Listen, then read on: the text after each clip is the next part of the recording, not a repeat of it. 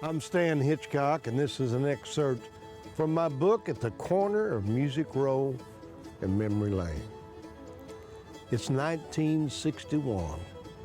From Nashville, Tennessee, in the Ryman Auditorium, it's the Grand Ole Opry. Let her go, boys.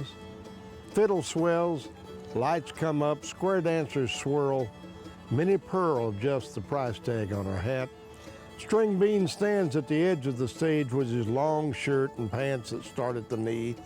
Absolute chaos on and around and back of the stage as the announcer, Mr. Grant Turner, says, "And now, ladies and gentlemen, here's the star of the Martha White portion of the Grand Ole Opry, Roy Acuff and the Smoky Mountain Boys." Well, it's just like standing in the center ring of the Ringling Brothers Circus. That's what I was thinking as I stood in the wings looking out at the stage in the crowded auditorium. People that were stars and heroes of mine bumping and pushing past me. Roy Acuff balancing the fiddle bow on his chin while the Smoky Mountain Boys played the turnaround on Great Speckled Bird. And I'd never been so scared in my life. I'd come to the back door of the Ryman Auditorium, 1961. The stage entrance of the stars. I climbed those twisting stairs, timidly pushed open the door, and explained to the guard sitting there in his steel folding chair that I was Stan Hitchcock. Except it came out sounding kind of like Tan Hitchcock. Because my throat was so dry, my tongue was sticking to the roof of my mouth, and I told him I was on the 8 o'clock portion of the show. He looked at me right kindly like he'd seen them all come and go and told me to come on in. I could put my guitar back in the community dressing room and to make myself at home. I stood there with my Gibson tuned up, a sick smile plastered on my showbiz face, my new shirt and tie choking me, and them tight pants that I'd bought down at York's Menswear in the arcade in Nashville where I heard all the entertainers bought their clothes. They were so tight I couldn't hardly breathe. I listened to Roy Acuff say, "Well now, neighbors, we've got a new boy from the Ozark Mountains of Missouri on the show with us tonight. He's gonna sing his brand new record for you. Let's give him a nice round of applause. Mr. Stan Hitchcock." That's what it sounded like. I'll swear that's what the guard must have told him. I moved stiffly out to center stage, had the presence of mind to thank Mr. Acuff, and I did the only thing I knew for sure how to do. I reached down inside myself and I pulled out a song.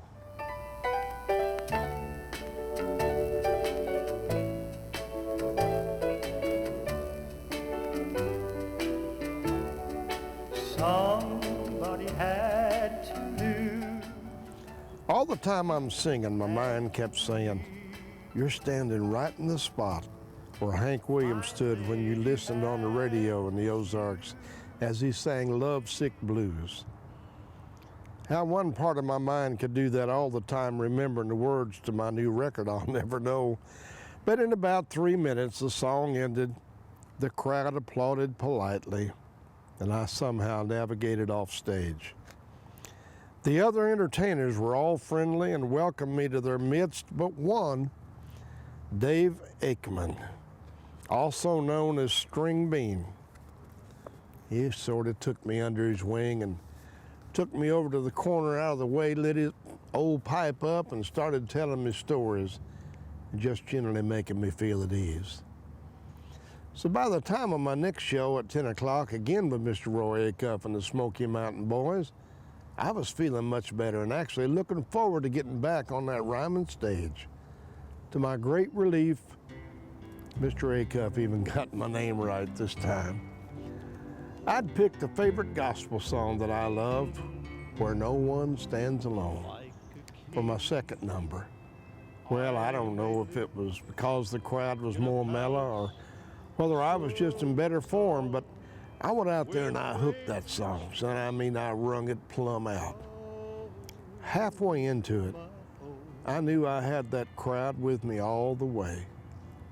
It was a powerful feeling. As the last note was ringing out, The crowd just exploded, and I stepped back from the mic with my heart just busting with emotion. I turned to leave the stage, but Roy put his arm around me and turned me back to the mic and said, "They want more, son. Do it for them." With my heart about to burst with pride, I stepped back up to the mic to deliver my grand finale, when the dangest sound I ever heard rolled across the stage. Sounded about like a baby calf that's caught in the briars hollering for his mama. Wow! Everything just froze on stage, especially me, as I caught sight of a figure out of the corner of my eye just a-running for the edge of the stage.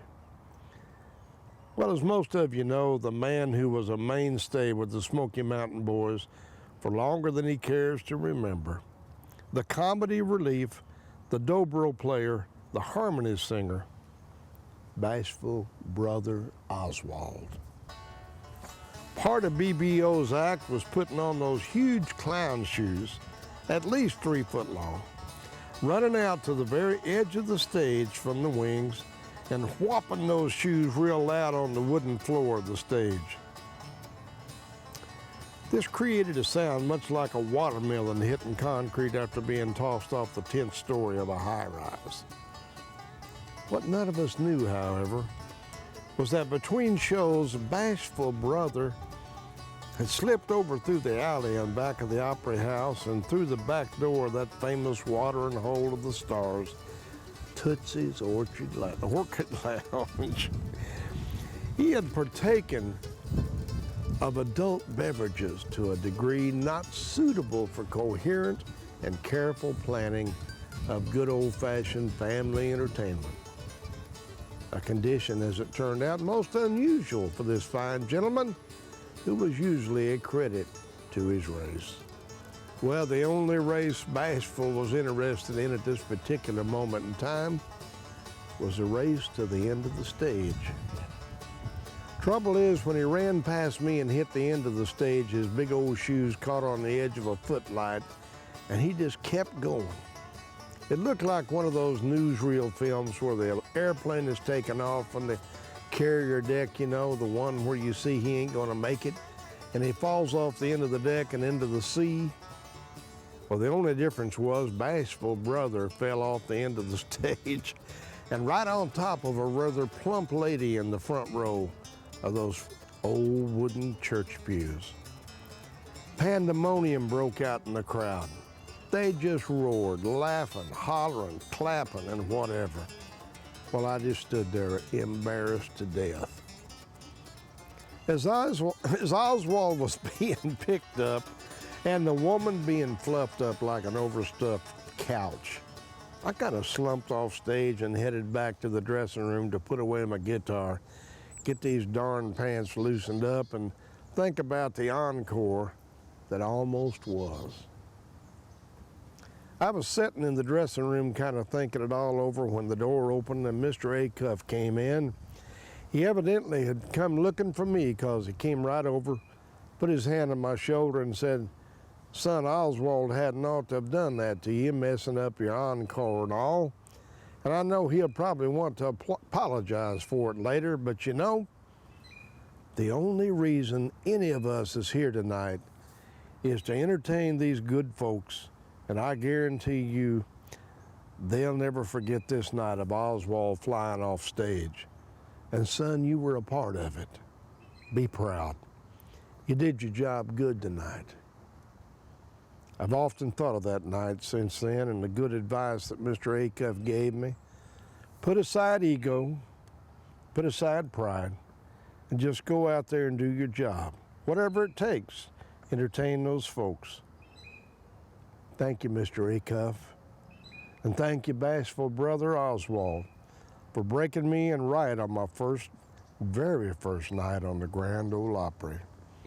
I've never suffered from stage fright or taken myself too seriously ever since that night. Man, how could you when you had just witnessed the world's greatest swan dive? And it makes you realize that no matter how great a job you've just done, somebody else can come running by and do it better. As long as you're a part of it, that's all that matters. Thank you.